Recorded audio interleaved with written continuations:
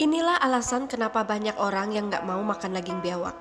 Hai guys, apa kabar kalian? Cerita masakku kali ini agak berbeda, soalnya hari ini aku masak nggak sendirian karena ada teman aku dari kampung yang datang untuk bantuin. Sebenarnya sih bukan buat bantuin ya, tapi aku sengaja ajak teman aku dari kampung buat nongkrong dan nyantai di kapal sambil mancing. Dan ini adalah pertama kalinya dia aku ajak masak-masak di kapal. Jadi suasananya agak beda, ada cerita, ada tawa sambil menikmati pemandangan kato-kato lewat di tepian sungai ini. Nah, karena udah bingung mau masak daging biawak ini jadi menu apa lagi, akhirnya rencanaku aku putuskan buat digoreng kering aja sekalian pakai kulitnya. Kalau masak kayak gini di daerahku namanya disebut dengan nama gemparing. Jadi guys, daging biawak yang aku masak ini didapat oleh suami aku waktu berburu di hutan. Beratnya kira-kira 4 kiloan. Nah, sebelum dimasak kulitnya aku bakar terlebih dahulu biar lembut dan gampang diolah. Jadi tuh sebelum dagingnya dipotong-potong, sisa arang hitam yang masih nempel di kulit biawak itu dikikis dulu supaya nanti pas dimasak nggak pahit dan nggak terasa gosongnya. Untuk trik bakarnya sendiri, kalau warna kulitnya sudah berubah menjadi kuning keemasan, tandanya kulit biawaknya udah mulai lembut dan siap dikikis. Kalau dilihat sekilas, kulit biawak ini mirip banget sama kulit ular setelah dibakar. Apalagi di bagian buntutnya, bedanya cuma di coraknya saja. Tapi kalau soal tekstur dagingnya, biawak tuh lebih lembut, nggak sekeras daging ular. Ngomong-ngomong soal daging biawak, banyak juga orang yang nggak mau makan karena merasa geli dan jijik. Soalnya hewan ini kan dikenal sebagai pemakan bangkai, bahkan kadang juga makan sampah atau pampers yang dibuang sembarangan. Tapi bedanya kalau biawaknya berasal dari hutan dan bukan dari sekitar pemukiman, rasanya jauh lebih bersih dan dagingnya lembut. Tapi kalau biawaknya berada di pemukiman warga, dekat pekarangan rumah ataupun tong sampah, itulah yang bikin sebagian orang geli untuk menyantapnya guys. Dan aku sendiri juga termasuk milih-milih dalam hal ini, dan aku selalu mau makan daging biawak yang didapat suami aku berburu di hutan saja. Dengan cara itu aku yakin dagingnya bersih, sehat, dan rasanya pasti enak.